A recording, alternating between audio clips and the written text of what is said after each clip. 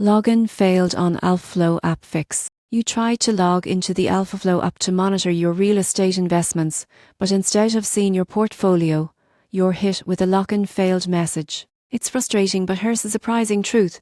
This issue is often caused by small, easy-to-fix problems on your device. Let's start with your internet connection. AlphaFlow's secure login requires a stable, high-quality network. Try switching between Wi-Fi and mobile data, or briefly enable and disable airplane mode to refresh your connection. Next, make sure your app is running the latest version. Go to your App Store or Google Play, search for AlphaFlow, and hit update if you see it. Older app versions sometimes lose compatibility with the platform's authentication servers. If you're confident your internet and app are fine, check your credentials. Type your email and password manually. Don't rely on saved autofill data. Many users forget that they've recently changed their password, leading to repeated failed attempts. If you're locked out, use forgot password to reset it safely. Still no luck? Clear your app's cache. On Android, go to Settings, Apps, AlphaFlow Storage, Clear Cache. On iPhone, uninstall and reinstall the app.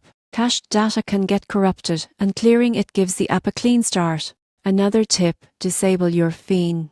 AlphaFlow security system might block logins from hidden or international apps. Turning off your FIN often restores access instantly. If all else fails, try logging in through AlphaFlow's website.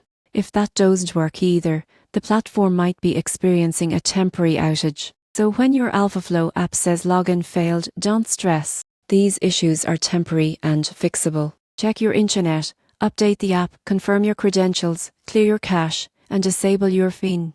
With these simple steps, you'll be back to tracking your real estate investments quickly and smoothly.